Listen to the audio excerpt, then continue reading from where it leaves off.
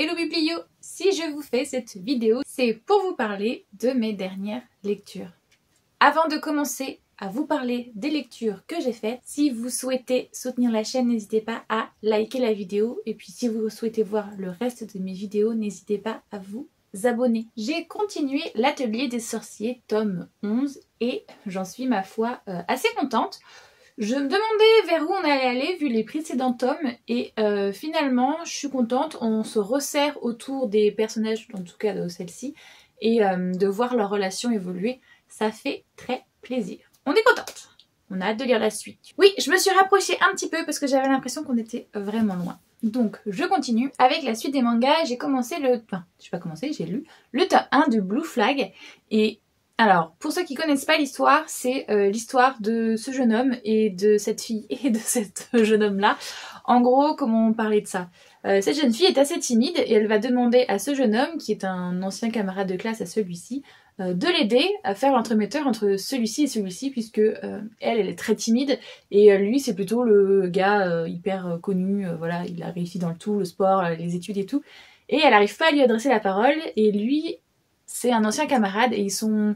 pas proche, mais lui reste très amical avec lui, comme si ils étaient encore très potes, alors que lui en mode, ben non, en fait, on était potes au primaire, mais maintenant on l'est plus, on est au collège ou au lycée, je sais plus.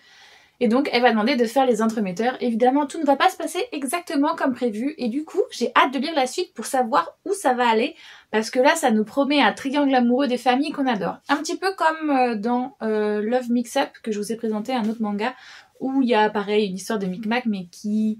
est quand même tourné très différemment. Donc j'ai hâte de lire la suite. Ensuite, j'ai lu, je fais une petite nocturne. Je me suis enfilée pendant toute la nuit toutes les illustrations qu'il y a dans cette BD collector de Yannick Vicente. Pour la faire courte, en fait, c'était une campagne Ulule qui a été faite par cet auteur-là. Ça fait plus de 10 ans qu'il fait des dessins, que ce soit humoristiques ou engagés, militantistes et tout. Sur internet, il les poste comme ça tranquillement et comme là ça fait 10 ans, il s'était dit pourquoi pas faire un album où je compile tout ce que j'ai dessiné, tout ce que j'ai fait.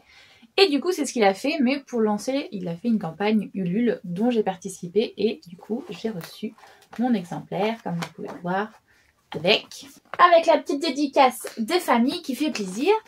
Donc voilà, je vous le présente parce que ça fait partie des lectures que j'ai fait cette semaine, mais malheureusement vous ne pouvez pas l'acheter puisque ce n'était que pour la campagne. Il ne va pas être réédité et tout et tout. Donc je vous le montre quand même parce que voilà, c'est un très bel objet livre et j'ai énormément apprécié.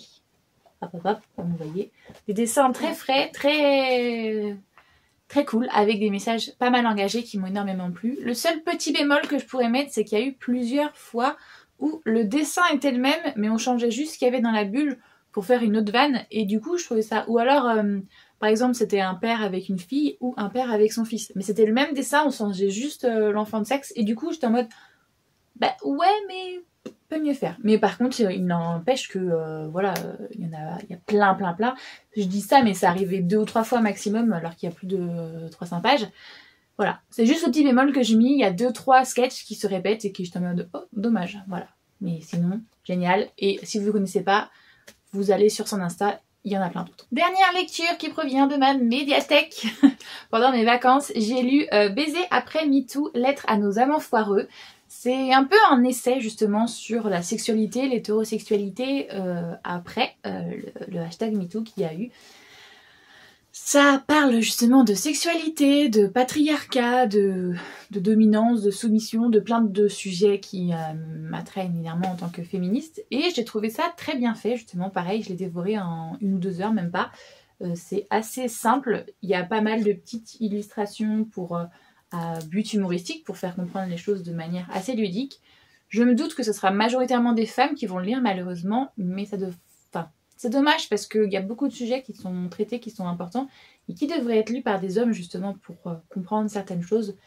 Mais bon, franchement j'ai adoré. Alors nous on a la couverture verte et j'ai eu énormément de mal à trouver la couverture verte sur internet pour faire ma miniature. J'ai vu qu'il existait aussi en couverture rouge, rose, je sais pas trop comment on appelle ça, mais donc voilà, je vous le montre, moi j'ai, enfin la médiathèque a celui-là avec la couverture verte. Ensuite, j'ai reçu en service presse de la part de Babelio, je ne sais pas si vous connaissez le système, mais sur Babelio, ils font tous les mois une masse critique. En fait, on a la possibilité de s'inscrire, ils nous mettent tout plein de livres qu'ils peuvent nous envoyer en SP, et on s'inscrit. Des fois on en a, des fois on n'en a pas, c'est le jeu ma peau du 7, comme dirait l'autre. Et le mois dernier, j'en ai reçu un, enfin, j'avais fait la masse critique le mois dernier, mais je l'ai reçu que là, très tardivement, en milieu de mois. Je l'ai reçu pratiquement le jour où la masse critique du mois d'après est arrivée. Donc j'étais en mode, ah oui, bon ben on est dans le caca. Donc voilà, je l'ai lu en 3 soirées, franchement. Alors, à vivre avec, c'est une histoire un peu compliquée à lire. Je peux vous expliquer pourquoi. En fait, c'est l'histoire de 3 jeunes personnes. Il y a Victoire, une jeune femme qui est muette, parce qu'elle a vécu un traumatisme, mais on ne sait pas encore lequel. On a Oscar, qui est un jeune homme qui est très anxieux et du coup va beaucoup parler tout le temps. Et on a Isaac, lui, à l'inverse, qui est un peu plus sombre parce que sa mère est dépressive, on ne sait pas encore pourquoi.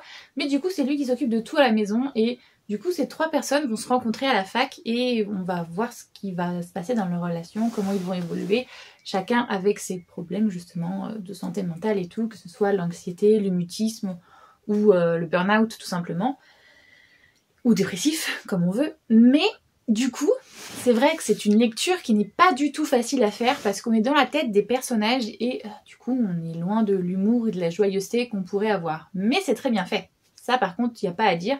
L'auteur a très bien su doser. Mon seul petit bémol que je pourrais mettre, c'est un moment dans la narration, on est soit dans la tête de Victoire, soit dans la tête de Isaac. On n'est jamais dans la tête de Oscar, je crois. Et donc, du coup, enfin, c'est pas à la première personne, c'est à la 3e personne du singulier. C'est Victoire a fait ci, Victoire a fait ça. Mais il y a un petit bémol qui me posait problème, c'est qu'il y a un tierce personnage, un tierce narrateur, et ben, ce narrateur-là me posait problème. Parce que des fois, on avait justement Victoire, nanani, nanana, Victoire se réveille à cette heure-ci, Victoire fait ci, fait ça, ok, pas de problème. Et on avait Victoire, je sais pas les phrases exactes, mais en gros, Victoire mène la vie que j'aurais aimé vivre. Victoire devrait faire ci, devrait faire ça, parce que moi j'aurais aimé faire ci, faire ça. Donc en fait, on avait le point de vue du narrateur et le narrateur extérieur à l'histoire, à se demander si c'était pas le fameux trauma qu'elle a vécu, parce qu'il y a, voilà, il y a une histoire de deuil et tout. Et bah, du coup, je me demandais si c'était pas un fantôme qui parlait carrément. Parce que là, je comprenais pas en fait des fois pourquoi il disait moi, ou voilà, voir ma tête, voir. Enfin, je comprenais pas. Il y a juste ce petit bémol là, voilà. Au niveau de la narration, il y a eu un petit truc que j'ai pas trop compris avec Victoire, même si je pense avoir compris, mais du coup, je trouve que ça a été fait de manière assez maladroite. Donc voilà, c'est une bonne lecture, pas des plus joyeuses, mais qui se lit facilement. Ensuite, je l'ai pas avec moi parce que je l'ai lu en numérique. Je vous présente The Spanish Love Deception. Évidemment, beaucoup en ont parlé récemment, donc c'est pas, j'imagine, quelque chose dont vous n'avez jamais entendu parler. Pour la faire courte, c'est l'histoire d'une jeune femme qui est espagnole, mais qui a fait toute sa carrière aux États-Unis et qui va devoir retourner en Espagne pour faire le mariage de sa sœur, qui se marie avec le frère de son ex. Donc c'est un peu compliqué de retourner au pays après plusieurs années vu qu'ils se sont séparés avec son ex et que tout le monde la voit un peu comme celle justement qui est célibataire et qui a du mal à se remettre de la séparation avec je sais plus qui sont. Donc elle va en parler à une de ses collègues et amies au boulot et comme de par hasard quelqu'un va entendre sa conversation et va se proposer pour être son cavalier pour pas qu'il n'y aille seul et ça va être, vous le donnez dans le mille, le gars qu'elle déteste le plus dans la boîte parce que Aaron a ce tendance froid, robot, voilà, il est insupportable. Et donc du coup elle va au début refuser mais finalement elle va devoir accepter et ils vont aller ensemble. Une histoire Enemy to Lover va s'entraîner là-dedans, je pense que vous l'avez compris. C'est une romance qui est assez fraîche, franchement elle se lit facilement, j'ai pas eu de soucis de lecture, de compréhension ou quoi que ce soit, c'était assez fluide. Le seul bémol, c'est que la meuf est quand même une sacrée tête à claque. Je peux comprendre qu'on veuille mettre des rebondissements et de dire oui mais ça va pas se faire si facilement que ça, ok. Mais au bout d'un moment, quand le mec te prouve par A plus B que si, arrête de chercher midi à 14h. Ou alors, essaye de mettre les choses claires, nettes et précises entre vous. Et voilà, enfin, j'avais envie de moment de dire mais meuf, tu vois pas ce que t'as sous les yeux quoi. Après, cliché du beau gosse tout parfait, voilà. Il y a ce petit bémol là aussi. Ça serait bien de... Je sais que normalement dans les livres on est censé faire rêver et tout la lectrice, il n'y a pas de souci, hein, mais j'aurais aimé qu'il soit pas parfait quoi. Voilà, c'est dit, hein, un dieu grec, hein, franchement, le gars physiquement il est parfait, mentalement il est parfait, hein, il a aucun défaut, donc au bout d'un moment c'est plus très réaliste. Donc voilà, mais sinon oui c'est une très bonne lecture que j'ai fait et que je recommande parce que ça se lit facilement, y a pas de souci. Et voilà, toute petite date lecture pour cette semaine parce que je sais pas si vous l'avez vu, mais sur mes réseaux sociaux, en tout cas j'en parle énormément, je lance ma campagne Ulule, une campagne de financement participatif pour pouvoir m'auto-éditer mon premier roman. Donc je suis énormément dans les visuels, la promotion, la pub et tout, et c'est vrai que j'ai plus trop le temps de lire malgré que j'ai eu une période de vacances. Donc voilà, j'ai pas beaucoup lu, je suis à fond dans ma campagne Ulule. Et d'ailleurs, si vous voulez m'aider à réaliser mon rêve de pouvoir m'auto-publier, il n'y a pas de souci, il y a le lien qui est en description. Vous pouvez aller voir, il n'y a pas de souci. Chaque petit montant compte parce que chaque soutien est important et ça peut que m'aider à progresser et aller au bout de mon rêve. Donc n'hésitez pas si vous avez envie de m'aider.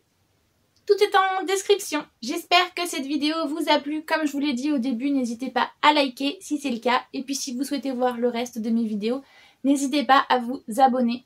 Moi j'espère que tout va bien pour vous, que vous faites de très bonnes lectures. Et je vous fais tout plein de gros bisous.